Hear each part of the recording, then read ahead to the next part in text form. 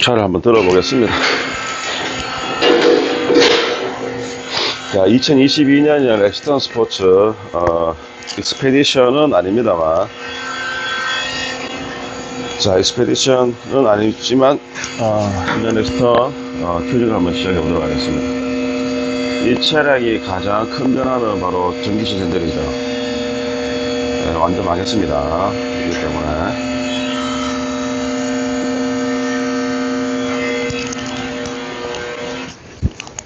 야, 이 정도면 거의 완전 폐망각인데, 폐망각.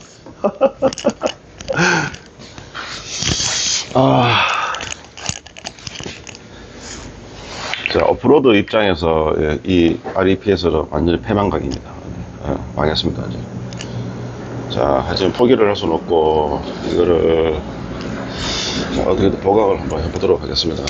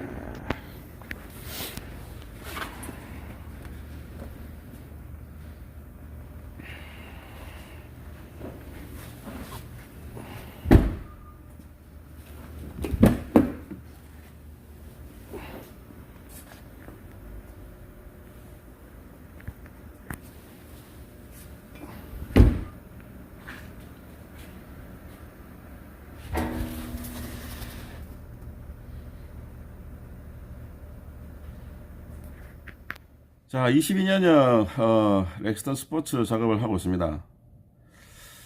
아, 네, 오늘은 영상 촬영을 하는데 있어가지고 마음이 좀 무겁습니다.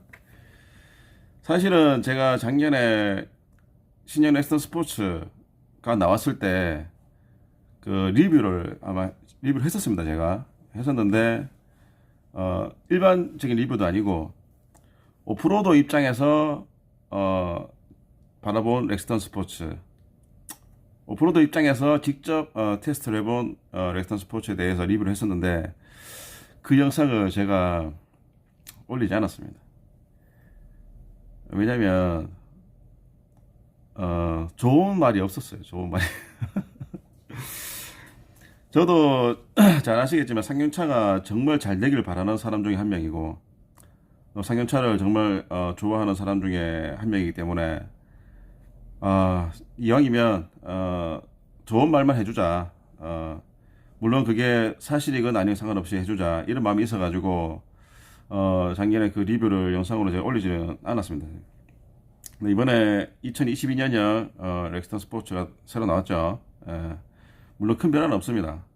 가장 큰 변화라는 게 뭐 이제 핸들이 이제 전기식 핸들 EPS, 그것도 이제 렉 타입의 REPS가 들어갔다는 거.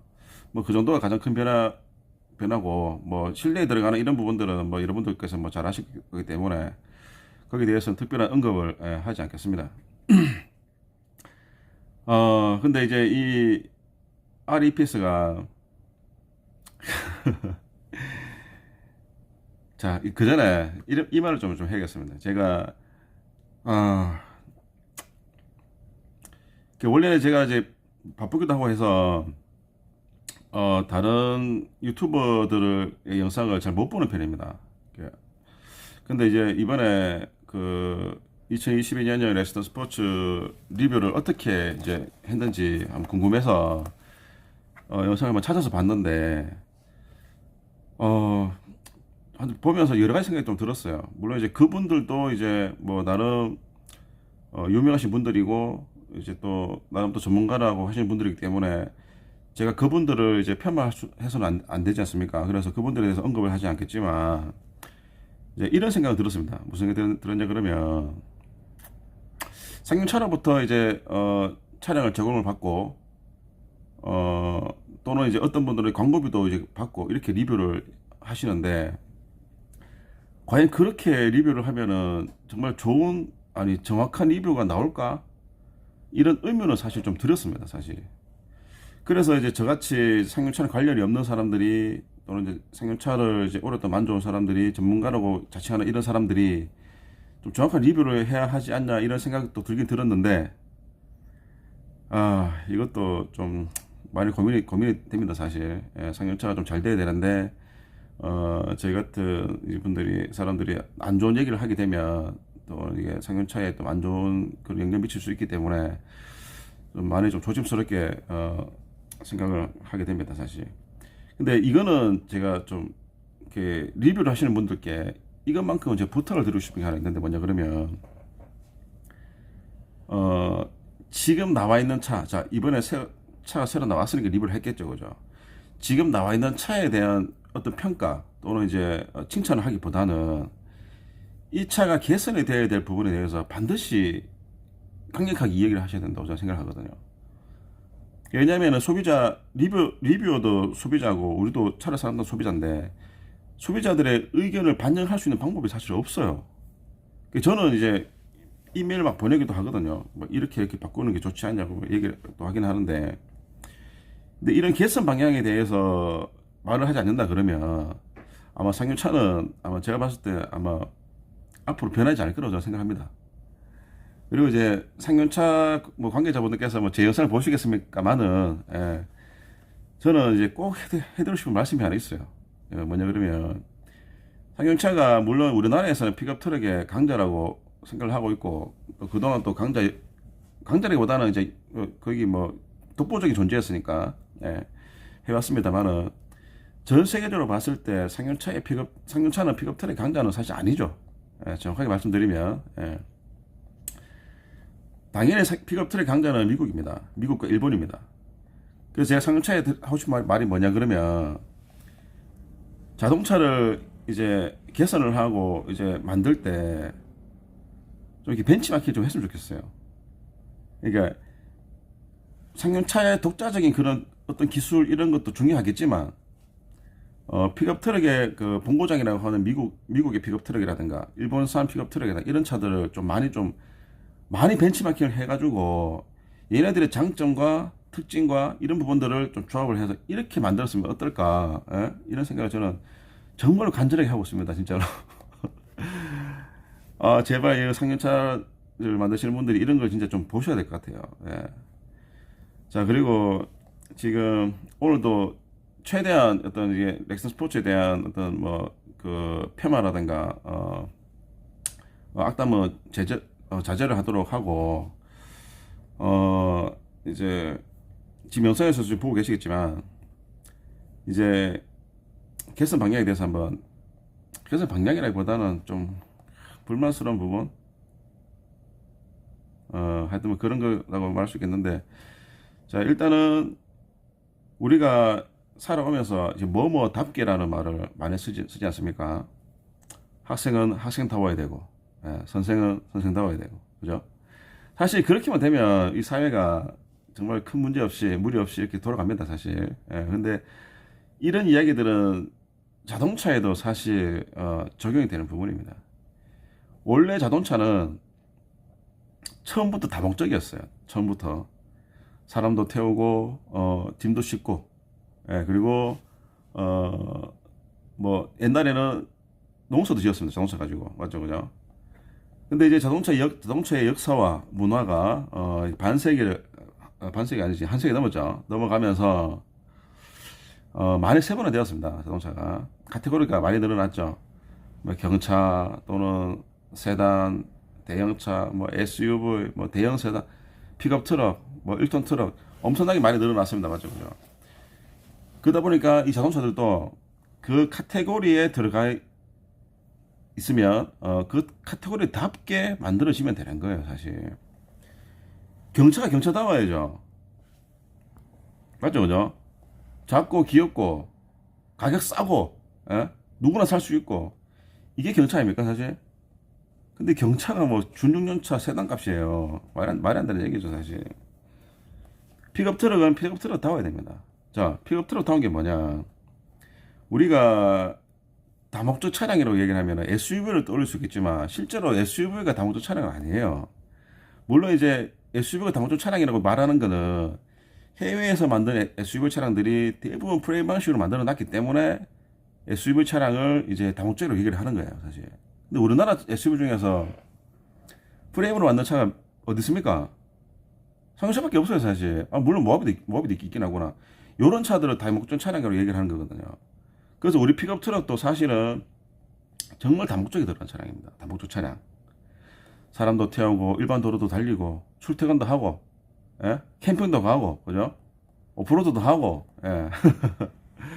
그러면 픽업 트럭답게 만들면 되는 거예요. 픽업 트럭답게.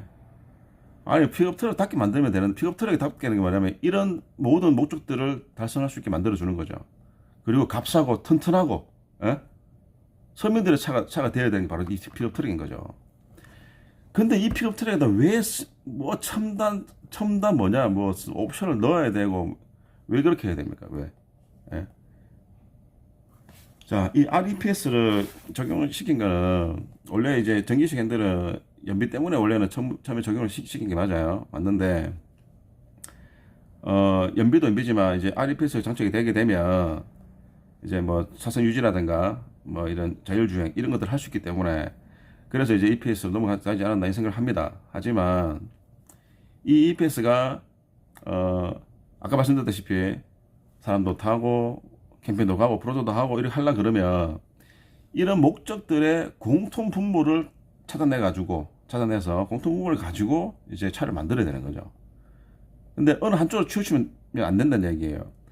예를 들어서 뭐 온로드 위주로만 차를 만든다든가 오프로드 위주로만 차를 만든다든가 또 짐을 실는 데만 차를 만든다 이렇게 만들어서는 안 된다. 왜냐하면 이게 다목적 차량이고 공통 분모를 찾아야 된다는 이야기입니다. 근데 지금 이번에 나온 2022년형 엑스터 스포츠는 너무 온로드화 되어 있어요. 너무 온로드화가. 물론 이제 엑센 스포츠 자체가 이미 온로드화가 이미 많이 되어 있었죠, 사실. 근데 더욱더 온로드화가 되었다는 얘기입니다. 이것은 다목적인 목적이 벗어난 거예요. 왜냐? 오프로드를 하기 너무 힘들어진 거죠. 우리가 오지 캠핑, 오지 투어를 하고 싶어도 이 부분이 걸림돌이 될 것이 분명합니다. 자, 지금 EPS뿐만 아니라 제가 아까도 말씀드렸다시피 해외 픽업들을 제발 좀 벤치마킹 좀 해달라 하라 이런 얘기 뭐냐 그러면, 자, 여러분 생각해 보세요. 바퀴가 순정 차량이 타이어가 커요. 예를 들어서 32인치, 33인치라고 가정합시다. 그 상태로 꽂아서 나온다고 출고를 된다고 가정하는 거예요. 가정하게 되면, 자, 타이어가 33이면 일반도로 못 달립니까? 짐 못 실습니까? 사람 못 합니까? 다 탈 수 있죠, 그죠? 예. 그리고 순정 차고가 좀 높게 나왔어요. 예를 들어서 그 가정하는 거예요. 그냥 쉽게 말하면 우리 뭐 흔히 말하는 2인치 정도 튜닝 한정 정도로 나왔다 칩시다. 예를 들어서 그렇게 나오면 일반도로 못 달립니까? 짐 못 실나요? 다 할 수 있죠. 예. 근데 순정 타이어가 너무 작고, 그 말은 휀더가 너무 작다는 얘기죠. 너무 작고 또 기압에도 안 맞아요. 그러면 이렇게 만들어 놓으면 일반도로 달릴 수가 있고 사람도 탈 수 있고 다 할 수 있지만 오프로드 하기가 너무 힘들어진다는 얘기예요. 사실 이것은 공통 분모에서 벗어난 거죠. 다목적 차량이 모든 것을 할 수 있을 스펙들 만들어서 나와야 되는 게 정상인데, 그 공통 분모 하나를 빼버렸다는 얘기입니다. 예. 그래서 제가 렉센더 스포츠가 호란더 스포츠보다 오프로드를 하기에 더 불리하다고 말씀을 드리는 거고요. 그 중에 하나가 오늘 또 이렇게 말씀드리게 되는 EPS입니다. EPS가 오프로드에서 불리할 수밖에 없습니다.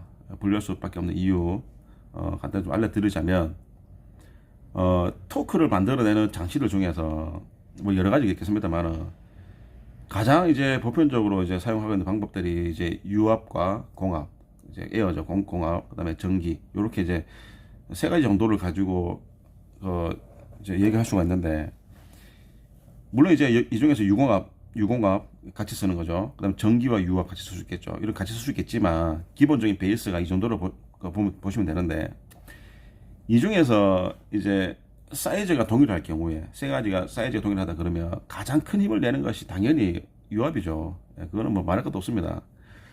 근데 공압이고요. 예, 그 다음에 전기라고 보시면 되는데, 물론 이제 전기를 가지고도 이제 유압만큼의 힘을 낼 수가 있습니다. 감속기를 통해서 기어 비율을 통해서 파워를 낼 수가 있죠. 공업도 마찬가지예요. 공압도 이제 압축기를 통해서, 공기 압력을 통해서 이게 힘을 낼 수가 있겠지만, 이것은 이제 동일한 사이즈를 비교했을 때 이제 그렇다는 얘기고, 자, 이러다 보니까 유압 핸들을 사용하게 되면 원래 힘이 좋기 때문에 기어의 비를 크게 할 필요가 없어요. 기어의 비를 거의 1대1로 가도 되거든요. 1대1로 가도 이제 그 뭐 조향을 한다는 게 이렇게 문제가 없습니다, 사실. 근데 전기식 핸들의 경우에는 전기 모터를 가지고 조향을 해야 되죠. 일반적인 뭐 부하가 없는 상태에서 조향도 되겠지만, 부하가 걸린 상태에서도 조향이 돼야 되고요. 그죠? 맞죠? 그죠? 뭐 카운터를 치더라도 역방향으로 쳐야 되고, 오프로드에서는 바퀴에 힘이 걸린 상태에서 조향이 돼야겠죠. 그죠? 이렇게 하려면 그러면 어쩔 수 없이 감속기를 장착을 하고, 예? 기어 비를 가지고 토크를 만들어낼 수밖에 없다는 얘기입니다. 자, EPS의 그 사이즈가 엄청나게 큰 게 아니에요. 본체가 한 요만합니다. 본체가 한 요만한데 여기에 모터가 들어가야 되고, 예? 그 다음에 기어를 다 넣어야 되는 거예요. 그러면 생각해 보세요. 요만한 사이즈의 그 토크를 만들어내기 위한 기어를 넣으려 그러면 어쩔 수 없이 기어의 이빨수가 많아지겠죠. 많아지고, 이빨수가 많아진다는 거는 결국에는 이빨이 가늘어진다는 얘기입니다. 예. 그러면은 어디가 부러지겠습니까, 사실. 예. 부러질 때 눈에 훤히 보이죠. 제가 예전에 이제 디퍼런셜 이제 기어비에 대해서 한번 말씀을 드리려다가 아마 제가 안 드렸지 싶은데, 왜냐면 자꾸 이렇게 알려드리면 관심을 가지게 되고 하려고 하시거든요. 제가 기어비를 엔간하면 하지 마라. 특히 33 타이어 정도까지는 기어비를 하지 말고 그냥 타시라고 말씀 많이 드려요. 자, 그 이유가 뭐냐 그러면요. 물론 이제 지금 우리 픽업 트럭은 3.91 기어비를 쓰고 있죠. 쓰고 있고 그 벤츠 미션인가 이게 3.54 이렇게 쓰고 있는데 이 기어비가 커지게 되면 물론 이제 타이어가 커지면 같이 커져야 되는 게 맞겠지만 이 디퍼런셜 자체의 사이즈는 그대로죠. 안 변한다는 얘기입니다. 이 기어의 지름은 변하지 않는다 얘기예요. 안 변하고 기어비를 키우려 그러면은 이 기어를 잘게 쪼개서 이빨의 숫자를 늘려주는 거죠.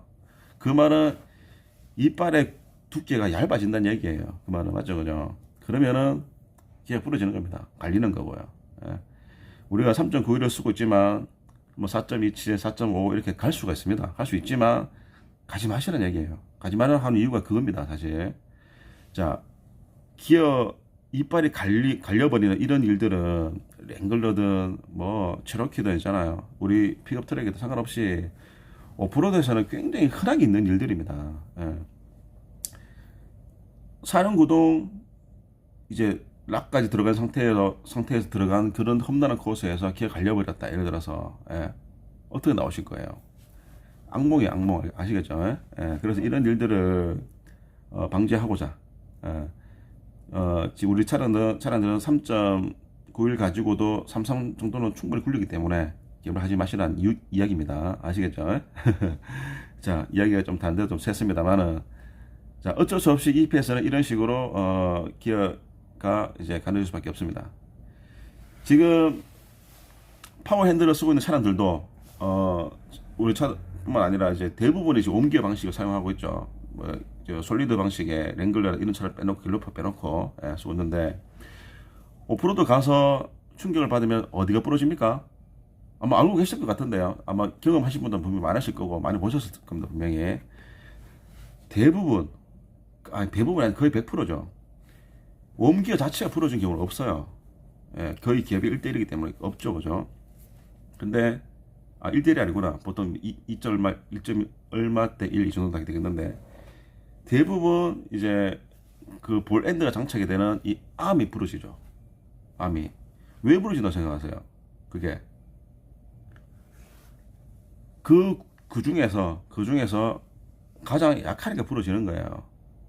천만다행입니다. 사실 끝에서 딱 부러지는 게 천만다행이에요. 왜냐면 그래야 교환도 쉽고 비용도 얼마 안 나오고 그래서 오히려 관리하기 더 쉬워지는 거죠. 물론 안 부러지면 제일 좋겠지만 웜기어 방식은 부러질 수밖에 없습니다. 사실 오프로드에서 타이어가 좌회전 우회전 회전을 하는 과정에서 또는 차가 기울고 이렇게 하는 과정에서 타이어 측면으로 충격이 들어오게 되면 웜기어는 충분히 부러질 수 있는 그 암은 충분히 부러질 수 있는 거예요. 또 있는 거고 그런 것도 영상도 많이 나오고 사실 굉장히 흔하게 있는 일들입니다. 사실 근데 2022년 렉선 스포츠에 달린 EPS 같은 경우에는 아마 이 암이 부러지는 게 아니라 모터 자체에 들어가 있는 기어가 아마 부러질 겁니다. EPS 자체가 부러질 거예요.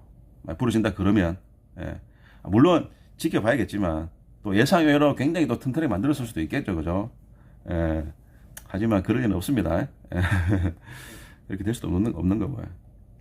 그래서 이제 간단한 부분들이 부러져서 단순 교환으로 할 수 있는 부분이 아니라 자체가 부러지게 되면 그냥 조형 자체가 아예 안 되는 거야. 조형 자체가 조형을 할 수 없다는 거죠. 그래서 이제 이런 부분들이 오프로드에서는 굉장히 불리하게 적용할 수밖에 없습니다. 이런 부분들은 뭐 이미 저 2022년형 차량에 달려 나오기 때문에 어쩔 수 없는 부분이고 사실 이런 부분들도 여러분들께서 좀 이제 알고는 계셔야 되기 때문에 이제 말씀을 드리는 거고 이 부분을 개선해 달라고 얘기해봐야 상용에서는 그걸 바꾸지 않을 거기 변하기 때문에 거기에 대해서는 언급을 하지 않는 게 좋을 것 같고 그리고 EPS 위치가 영상에서 제가 보여드렸죠. 위치가 너무 안 좋아요. 물론 당연한 겁니다. 이 REPS라는 게 그 레겐 피니언 방식의 그 EPS이기 때문에 그 원래 있던 웜기어에 장착될 수밖에 없는 건 맞아요. 맞지만 이 위치가 완전 바닥에 있다는 얘기죠. 바닥에. 그러니까 심지어 그 프레임이랑 그냥 동일 위치로 보시면 돼요. 차이가 없을 정도로. 근데 이 EPS 본체를 보호해 줄 수 있는 그 어떤 장치도 되어 있지 않아요. 그 순정에 보니까 대략 한 1mm 정도 되는 두께로 철판에 대져 있던데 그게 무슨 의미가 있습니까? 사실 맞죠, 그죠? 그냥 손으로 구부려도 구부러질 정도인데 그게 무슨 의미가 있냐는 거죠.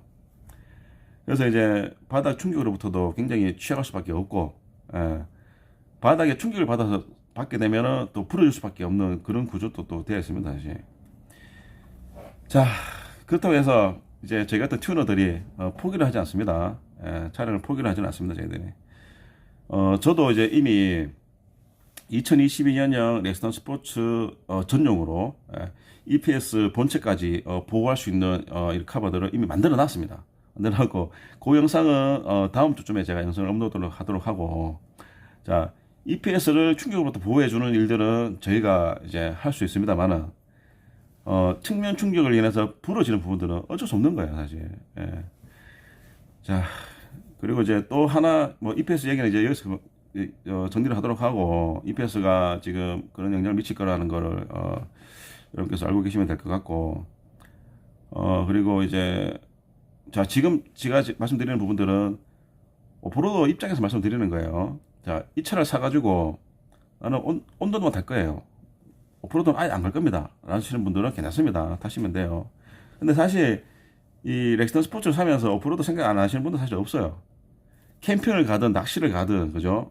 다 오프로드에 들어가는 겁니다. 맞죠? 그죠? 네. 그리고 이제 어떤 분들은 이거 뭐냐, 이걸 사가지고 그냥 오프로드 안 하는 사람들 더 많다고 이렇게 말씀하실 수 있겠지만 그렇지 않다는 반증도 있어요. 반증. 뭐냐 그러면은 이 렉스턴 스포츠를 리뷰하시는 모든 분들이 렉스턴 스포츠를 오프로드에 가져가서 리뷰를 해요. 맞죠? 그죠? 그리고 광고도 오프로드 차라고 광고를 합니다. 또 실제로 상용차에서 광고를 그렇게 해요. 또 뭐 오프로드 챌린지를 해가지고 그런 행사도 합니다. 사실 이게 무슨 말이냐 그러면은 렉스턴 스포츠를 오프로드 차량이라고 인지를 하고 있다는 얘기예요. 지금 그 모든 사람들이. 근데 차는 그렇게 만들어 놓지 않았죠. 차는 오프로드 차량을 안 만들어 놓고 LD 하나 넣어놔도 오프로드 차량이 되는 건 아니거든요. 오프로드 팩 그래가지고 오프로드 팩 하나 넣었다고 오프로드 차량이 되는 건 아니에요, 사실. 예. 자, 답답합니다, 좀 많이. 예. 자, 일단은 EPS는 여기서 이제 정리를 하도록 하고, 그리고 이제 이제 미션과 이제 프로펠러 샤프트, 그다음에 그 디퍼런셜에서 나온 진동들을 흡수해주는 이제 진동 댐퍼라는 게 있습니다. 댐퍼. 사실 필요는 없는 부분이에요. 저는 제 차는 다 떼버렸거든요. 아예 그냥 떼버렸는데, 이게 원래는 미션에 붙어 있었던, TC구나. TC 붙어 있었던 부품인데, 이게 디퍼런셜 쪽으로, 후륜 디퍼런셜 쪽으로 이동을 했어요. 이렇게요. 사실 이동한 건 큰 문제가 되진 않죠, 사실. 이동하든 말든 무슨 문제가 되겠냐. 근데 이게 구조를 보시면은, 이제 그 댐퍼 장착하기 위해 가지고, 옆에 이렇게 볼록하게 튀어나게 이렇게 만들어 놨어요. 야, 이것도 좀 우려스러운 부분이에요. 뭐냐 그러면 이 디퍼런셜 케이스 자체가 주물로 만들어져 있는 제품인데, 주물이라는 거는 이제 충격을 받으면 깨질 수 있는 부분이라는 얘기거든요. 충격을 탁 때려버리면 금이 가면서 깨지는 거예요. 근데 그냥 둥그스름하면은 그냥 충격을 받아도 그냥 흡수를 하면서 가겠는데, 이렇게 톡 튀어나와 있으니까 거기를 때려버리면은 깨질 수 있습니다. 예, 깨질 수가 있어요. 이게 랭글러든 체로키든 픽업 트랙 상관없이 이제 디퍼런셜에 들어가는 이제 이런 차량들은 오프로드를 갔을 때 가장 많이 부딪히는 부분이 이 디퍼 케이스가 되고 뒷차축이 될 수밖에 없거든요. 너무 당연한 거죠. 왜냐, 제일 낮은 부분이니까 당연하지 않습니까? 그래서 디퍼 커버를 만들어내는 거고, 또 제가 얼마 전에 또 스키드 1층 디퍼 커버 제가 소개해드렸죠, 그죠? 완벽하게 보여줄 수 있는 그런 제품들 왜 만들어낼 것 같으세요?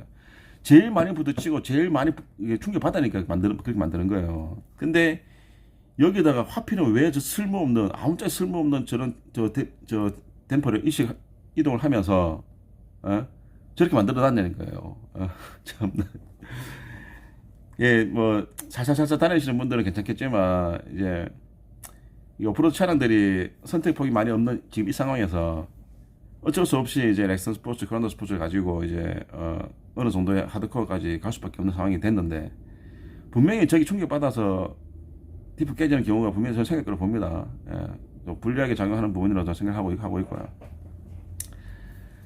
자, 오늘 또 이제 이야기를 하다 보니 또 렉스턴 스포츠에 대한 안 좋은 얘기를 또 하게 되는 것 같은데, 아닙니다. 이런 부분들을 이야기함으로 인해서 이 부분들이 개선을 되길 바라고 있고, 사실 좀 더 앞으로 이제 좀 더 나은 이제 픽업 트럭이 나오기를 바라고 있고, 미국과 일본을 이제 넘어설 수 있는 그런 픽업들이 나오기를 바라는 마음에 이런 말들을 하는 겁니다. 사실 물론 이제 쌍용차 뭐 본사 관계자분들께서 제 영상을 보시겠습니까만은 일단은 그렇게 의견을 제가 말씀드렸고, 자, 오늘 이 2022년형 렉선 스포츠는 이제 기본적인 튜닝을 했습니다. 가장 이제 자동차를 보호할 수 있는 보호 키트들을 모듈이 다 넣고, 그 티프 라크를 넣고, 이런 식으로 또 이제 토미의 그 이제 전비 특허죠, 라슬라이드까지 이렇게 이제 작업을 했는데, 이런 기본적인 작업들을 오늘 보여드렸고, 이제 다음번 영상에는 이제 2022년형 렉스턴 스포츠와 렉스턴 스포츠 칸에 적용되는 토미 패키지, 작업을 직접 하면서 촬영을 해서 여러분들께 소개해드리는 그런 시간을 한번 가져보도록 하겠습니다. 자, 영상이 좀 많이 길어졌습니다. 이렇게 제가 영상을 최대한 짧게 하고 싶은 마음이 사실 많이 있어요. 많이 있는데, 이 이야기를 하다 보면 영상이 자꾸 길어지는 경우가 좀 많은데, 이런 부분들 여러분께서 이야기 좀 해주시기 바라고, 또 길다고 또 안 보시는 분들도 많으시죠. 하지만 보시게 되면 분명히 이제 뭐 차를 고르던 튜닝을 하건 오프로드를 하건 분명히 도움되는 내용일 거라고 생각을 하고 있기 때문에 제 영상을 좀 잘 봐주시길 바라고 있습니다. 구독과 좋아요 좀 눌러주시고요. 감사합니다. 자, 지금까지 톰이었습니다. 톰이 인사 한번 해야죠. 감사합니다. 톰이었습니다.